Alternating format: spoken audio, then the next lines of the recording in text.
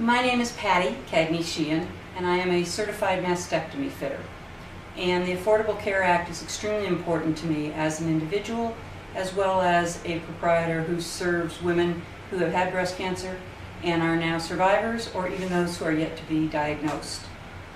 From a personal point of view, it's the fact that I am a sole proprietor, and I do buy my own insurance, which I pay over $600 a month for.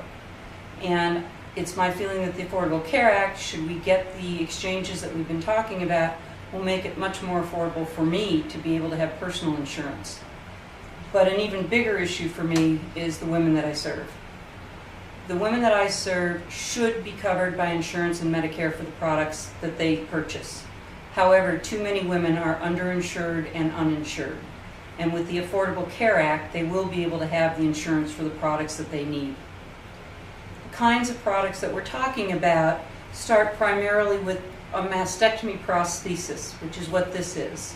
For a woman who's had her breast removed, she wears a prosthesis that looks and feels like an actual breast. She wears it inside of a bra that has a pocket which the prosthesis can go into.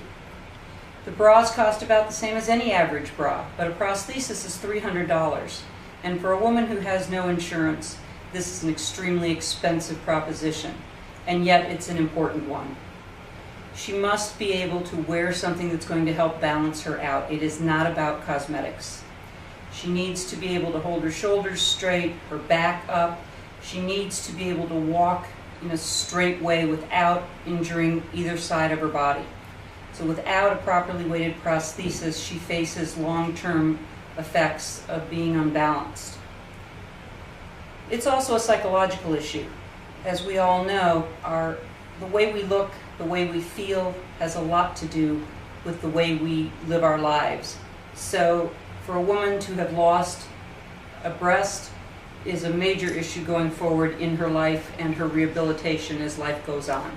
The other thing about the Affordable Care Act that's important is the issue of pre-existing conditions. Many of these women who have had breast cancer and are long-term survivors are to be applauded for the fact that they have survived after such a traumatic experience. However, for some of them, getting insurance, should they change companies or move or have other changes in their life, reach an issue of being treated as pre-existing. Even though the cancer has been arrested, there is no way of knowing if cancer will ever come back. Of course, there's no way of knowing if any of us will ever get cancer of any kind. But because they have had cancer previously, they are put into that particular area of pre-existing. For them, it's critical that they continue to have health insurance for all of the other issues in their life, and that the cancer that they've had is not something that singles them out. There's also the issue, of course, of Medicaid. A lot of people are concerned about the Medicaid rolls increasing under the Affordable Care Act. I think the important thing to remember here is that there will be federal aid to help the states to take care of the costs involved in bringing these additional people onto the rolls.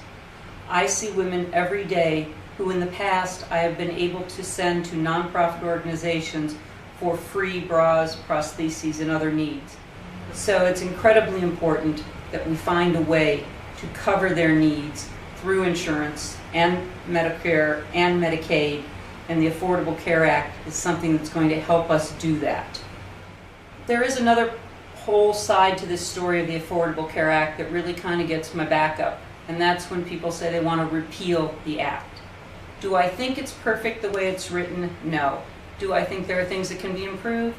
Yes. But for us to repeal it and try to start over would put us into such a morass of issues that it would be impossible to know when, if ever, we would get something else that's going to do the job that we need it to do. I do believe there needs to be insurance reform.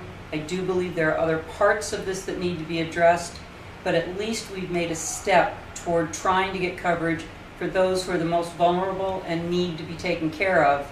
And if we are to repeal it, those people are going to fall through the cracks. And with this economy and the way that it looks it's going to be for a while, they're never going to get back on track unless we do something to help them get there. So we've got to keep this at least in place and if necessary, make some adjustments to it down the road. The main thing that I would like people who are discussing these issues to keep in mind is that small business is not a company with 100 people and $100 million.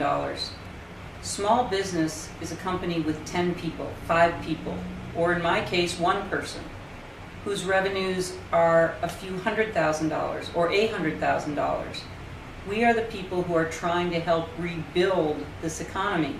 And without this kind of support, it's going to be extremely difficult for us, the micro businesses, the entrepreneurs, to do what we're trying to do, both to help our clients and our constituents and to help build the economy and provide jobs.